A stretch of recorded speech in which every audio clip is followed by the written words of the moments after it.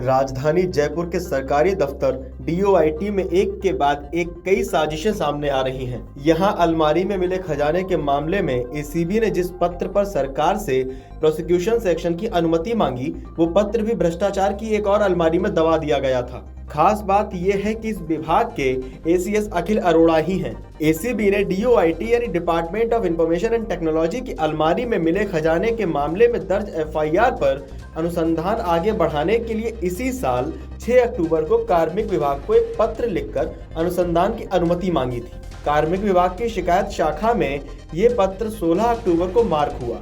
इसके बाद इसे डीओआईटी को भेज दिया गया, लेकिन डीओआईटी के एसीएस अखिल अरोड़ा ही हैं। यहाँ पिछले 2 महीने से ये पत्र गायब हो गया है।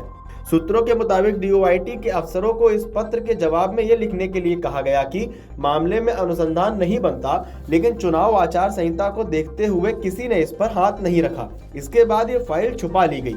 अब राजस्थान में बीजेपी की सरकार सत्ता में आ चुकी है। जिस एफआईआर संख्या 125/2023 को आधार मानकर एसीबी ने मामले में अनुसंधान की अनुमति मांगी है, उसी मामले में ईडी भी जांच कर रही है।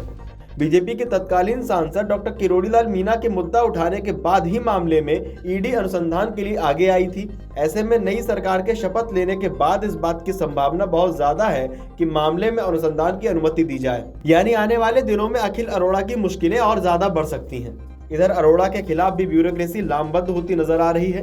ब्यूरोक्रेसी में अखिल अरोड़ा के खिलाफ प्रोसिक्यूशन सेक्शन वाली अमर उजाला की खबर जबरदस्त वायरल हुई थी। जो अफसर बीते 5 सालों में हाशिए पर थे, अब वे इस मामले को लेकर काफी सक्रिय नजर आ रहे हैं। एक बार पूरे मामले पे नजर डालते हैं। योजना भवन जिसमें डीओआईटी का दफ्तर चलता है, उसकी अलमारी में बुलियन और करोड़ों रुपए का कैश बरामद हुआ। मामले को लेकर मुख्य सचिव उषा शर्मा और तमाम बड़े अधिकारियों ने प्रेस कॉन्फ्रेंस कर इसकी जानकारी भी दी थी। इसके बाद डीओआईटी के ज्वाइंट डायरेक्टर वेद प्रकाश यादव ने मामले में सामने आकर स्वीकारोक्ति की कि ये सोना और कैश उसका था। उसने अलग अलग समय पर रिश्वत ली थी। भाजपा के तत्कालीन सांसद किरोड़ीलाल मीणा ने सार्वजनिक तौर पर यह आरोप लगाया था कि बड़े अफसरों को बचाने के लिए सरकार ने छोटे प्यादों को आगे कर दिया है। घोटाले की सुई डीओआईटी की company RajComp info service limited RISL पर घूम रही थी, जिसमें शीर्ष से लेकर नीचे तक तैनात अफसर बरसों से यहां जमे हुए थे। वित्त विभाग, जिसके एसीएस भी अखिल अरोड़ा ही हैं, ने एक के बाद एक दर्जनों प्रोजेक्ट डीओआई की company RajComp info service limited RISL के मार्फत करवाए।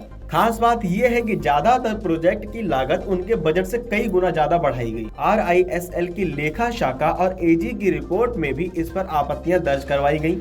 ये सब मामले इस बात की ओर इशारा करते हैं कि मिली भगत का खेल यहाँ लंबे समय से चल रहा था। IFMS 3.0 प्रोजेक्ट का घोटाला भी शामिल है। प्रोजेक्ट की अनुमानित लागत 289 करोड़ रुपए आकी गई थी और अप्रैल 2023 में इसे शुरू होना था, लेकिन प्रोजेक्ट शुरू भी नहीं हुआ और इसके लिए करीब 800 करोड़ रुपए की 5 अलग अलग निविदाएं जारी कर दी गईं।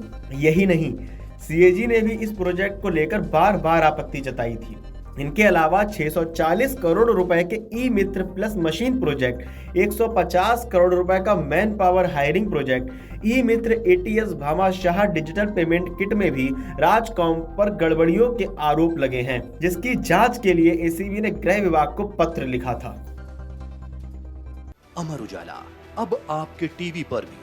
अपने स्मार्ट टीवी पर YouTube पर सर्च करें अमर उजाला, चैनल सब्सक्राइब करें और देखें ताजा खबरें, वो भी HD क्वालिटी में। और हाँ, बेल आइकन दबाना ना भूलें ताकि हर खबर हो आपके घर।